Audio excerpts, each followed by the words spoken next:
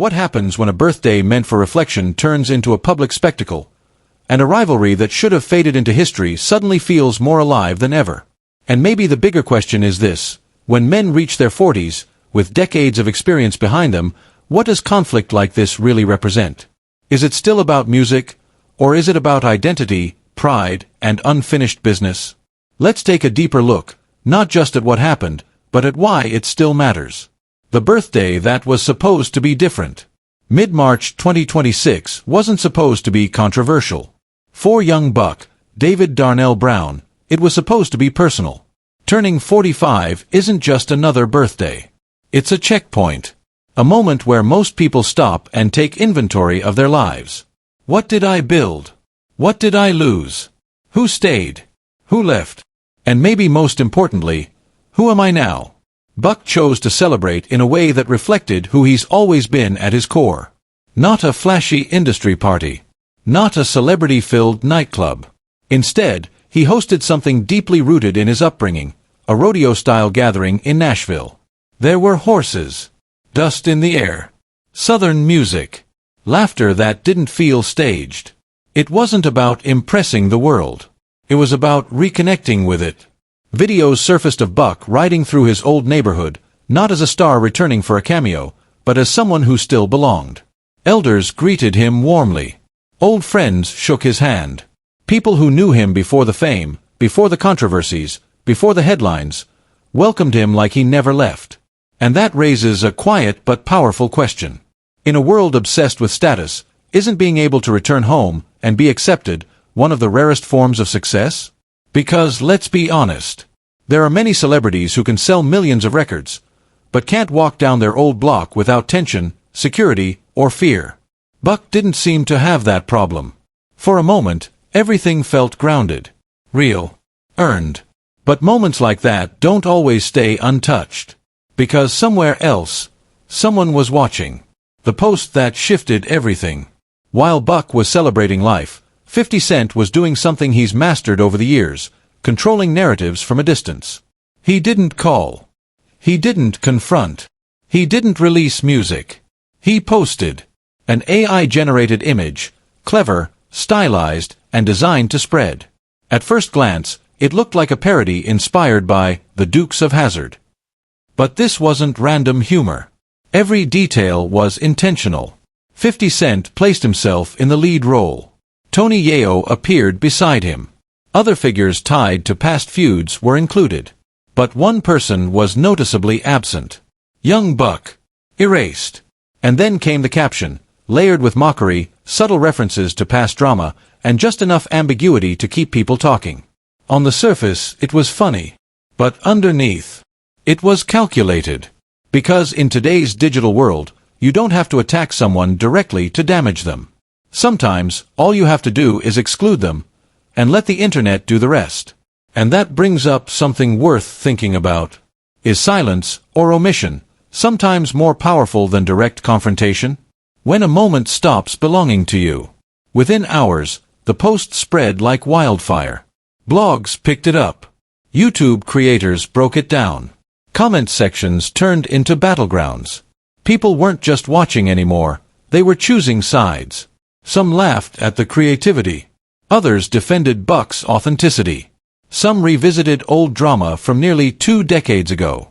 And just like that, a private milestone became public content. That's the reality of modern fame. No moment exists in isolation anymore. Birthdays, weddings, losses, victories, everything can be repackaged, reframed, and redistributed for attention. But here's the uncomfortable question. Have we reached a point where nothing is sacred anymore? Because when someone's personal celebration becomes viral mockery, it forces us to reconsider what we call entertainment. Is it still harmless, or has it become something else entirely? Buck goes live, but not how you'd expect. Young Buck didn't respond with a tweet. He didn't post a meme. He went live. And what made it powerful wasn't just what he said, it was where he said it. Not from a luxury home. Not from a recording studio. Not from behind a carefully curated backdrop. He went live from his neighborhood. Walking. Talking. Greeting people in real time. You could hear the ambient noise, see the unfiltered environment, feel that nothing about this was staged. He called out 50 Cent directly, not just for the post, but for what he believes it represents. A shift from music to mockery, from artistry to humiliation, from competition to control. But then he said something that changed the tone entirely. Go walk through your old neighborhood without security. At first, it sounds like a challenge. But think deeper. Was it really about geography? Or was it about something much bigger? The question behind the challenge. That statement carried weight. Because it wasn't just about where someone lives, it was about where they belong. It forced a deeper question. What does success cost you? Do you gain wealth but lose connection? Do you gain influence but lose authenticity? Do you gain power but lose the ability to move freely in the spaces that shaped you? Buck wasn't just defending himself. He was questioning the foundation of 50's identity. Are you still who you say you are? Or are you performing a version of yourself for an audience? And in today's world, where perception often matters more than reality, that question hits hard. The two words that took over everything. 50 Cent didn't ignore the response. He rarely does. Instead, he took Buck's own video and flipped it. Same footage, same streets, same message, but a completely different interpretation. He captioned it with two words. Broke boy. That's it. No explanation. No context. Just a label. And it worked. Because in the age of social media, simplicity wins. Those two words spread faster than any detailed argument ever could. Memes followed. Comments echoed it. The narrative shifted. Suddenly, what Buck presented as authenticity was reframed as limitation. And that raises a critical question about influence. Is reality defined by what happens, or by how it's presented? Because nothing in Buck's video changed. But everything about how people saw it did. The long shadow of the past. To truly understand why this moment exploded the way it did, you have to go back. Way back. Early 2000s. G-Unit wasn't just a rap group, it was a movement.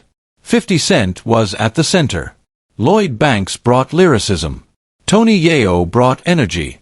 And young Buck. He brought something different. Southern grit. His voice carried a rawness that balanced the group's dynamic. His debut album, Straight Outta Cashville, wasn't just successful, it was a statement. He wasn't just a member. He was essential. But success doesn't always create unity. Behind the scenes, tensions were building. Money disputes. Creative differences. Questions of loyalty. And eventually, cracks turned into fractures.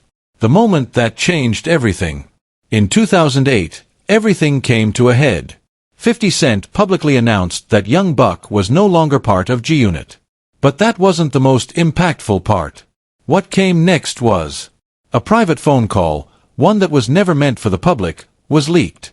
In it, Buck could be heard emotional, vulnerable, pleading, not for fame, not for money, but for understanding. That moment did something irreversible. It shifted how people saw him. In an industry where strength is often equated with silence, vulnerability was weaponized. And that raises a difficult question. Why is emotional honesty often treated as weakness, especially among men? That phone call didn't just end a professional relationship. It created a narrative that would follow Buck for years. And even now, nearly 2 decades later, it still lingers. Why this still matters. So here we are. 2 men in their 40s. Both successful in different ways. Both shaped by the same history. Both still connected by something unresolved. And yet, the conflict continues. But maybe it's not really about each other anymore. Maybe it's about legacy. How do you want to be remembered? As someone who built others up, or tore them down? As someone who evolved, or stayed locked in old patterns? As someone who controlled narratives, or lived authentically within them? Because at this stage in life, the stakes are different. It's not about climbing anymore. It's about meaning. The bigger picture. This situation isn't just about 2 individuals. It reflects something broader about our culture. We reward conflict. We amplify humiliation. We turn personal moments into public debates. And then we ask why these cycles never end. But maybe the real question is this. If the audience stopped engaging, would the conflict still exist? Because attention is fuel. And in a world where attention equals power, every reaction matters. Where does it go from here? That's the part no one can predict. Will it escalate? Will it fade? Will it evolve into something unexpected? Or will it remain exactly what it's been for years, a cycle that never fully closes? One thing is certain. This isn't just about a birthday anymore. It's about identity, history, perception, and the complicated relationship between public image and private truth. Final thought. At 45, most people aren't trying to prove anything. They're trying to understand everything. So maybe the real question is not about who won that moment. Maybe the deeper question is this. When the noise fades, when the clips stop circulating, when the jokes run out and the timeline moves on to something else, who is left standing in peace? And in the end, is that not the only victory that truly lasts? Because in an era where vulnerability was often treated like weakness, Buck's image took a devastating hit. It was not just a personal blow. It was public, visible, shareable. The kind of moment people replay, comment on, and turn into a symbol larger than the man himself. And that leads to a question worth sitting with. If that same moment happened today, would people react differently? Have we genuinely matured as an audience, or are we still entertained by watching someone at their lowest point?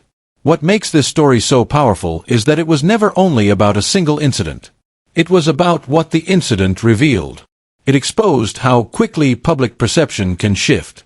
It showed how one man can be made to look vulnerable while another appears to control the frame entirely. And once that balance changes, it is incredibly hard to reverse. How do you rebuild dignity when the world has already decided what your face means? From that point forward, the dynamic was clear. 50 controlled the narrative. Buck struggled to recover his image. And that imbalance would shape everything that came after. Years of public warfare. Over the years, the feud did not fade into the background the way most conflicts do. It kept finding new life. Social media made sure of that. Every post, every caption, every indirect shot became another reminder that this was not a private disagreement. It was a public war, fought in front of millions, with no clear ceasefire in sight. There were social media trolling sessions that blurred the line between humor and humiliation. There were personal allegations that made the story feel heavier, more bitter, and harder to dismiss as simple entertainment. There were financial disputes that hinted at a deeper breakdown behind the scenes. And then there were legal battles, the kind that force a conflict out of the realm of gossip and into the cold language of courtrooms and settlements. In 2025, Buck settled a long-running debt case, paying more than $200,000. On paper, that looks like closure. A line item. A final number. A formal ending. But in reality, did it actually end anything? Or did it just close one file while leaving the emotional wound untouched? Because for 50, the war was never really about money. It was about dominance. That distinction matters. Money can be repaid. Numbers can be settled. Papers can be signed. But dominance lives in memory. It lives in perception. It lives in who gets the last laugh, who gets the louder platform, and who leaves the stronger impression. And once that becomes the true battleground, how do you ever measure victory in dollars alone? The bigger pattern. What makes this situation even more fascinating is that it is not isolated. It is part of a much bigger pattern.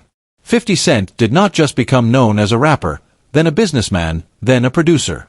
He became something rarer in modern culture, a master of digital warfare. He understands timing. He understands attention. He understands how one image, one caption, one carefully chosen post can do more damage than a long interview ever could. In a world where people scroll faster than they think, he has learned how to make the pause work in his favor. That is not accidental. That is skill. Maybe even an entire strategy. Memes. Captions. Timing. These are not small things anymore. In the digital age, they are weapons. They shape reputations. They set the tone. They decide who looks powerful and who looks cornered. And that raises a bigger question that goes beyond one feud. Is this evolution or erosion? Has hip-hop grown into something sharper, more media-savvy, more strategic? Or has it become colder, more ruthless, more interested in public destruction than reconciliation? Two different realities. Part of why this feud still fascinates people is the contrast between the two men and the worlds they seem to represent. Young Buck represents loyalty, community, and street authenticity. He carries the kind of image that comes from being rooted in a place, from being known by the people around you, from living in the reality that made you before the cameras ever did. There is something grounded in that. Something old school. Something personal. 50 Cent represents strategy, narrative control, and digital dominance. He built a world where the story is not only told, but directed. Where the insult is not only delivered, but amplified. Where the response is not only seen, but designed to trend. He does not merely participate in public attention, he shapes it. One walks through his neighborhood for validation. The other controls millions of screens. So ask yourself, which one holds more power today? The man with real-world respect, or the man with online influence? The one who can command presence in person, or the one who can command perception at scale? In another era, the answer might have been obvious. But today, the lines are blurred. Public image can now travel faster than reputation built over years. A single post can reach more people than a lifetime of neighborhood credibility. And in that reality, power begins to look very different than it once did. The human side we ignore. It is easy to laugh at memes. Easy to side with the sharper wit. Easy to pick a winner like this is just another round of entertainment in the endless spectacle of celebrity conflict. But if you step back for a moment, the story changes. This is not just content. This is a broken friendship. A public unraveling. A story that has been playing out for nearly 2 decades, with each new chapter reminding us that some wounds never fully disappear. At one point, these two men were close. Not just business partners, not just collaborators, but family. That word matters. Family means trust. Family means shared history. Family means believing someone is in your corner until the day you realize they are not. And now, one has built an empire. The other is still fighting to reclaim his narrative. That contrast is painful because it feels larger than music. It speaks to what happens when loyalty collides with ambition. What happens when admiration turns into resentment? What happens when the person who once stood beside you becomes the person who defines you publicly, over and over again? Where do we go from here? As of now, nothing is truly resolved. No reconciliation. No closure. Just another chapter. And maybe that is the part that keeps people watching.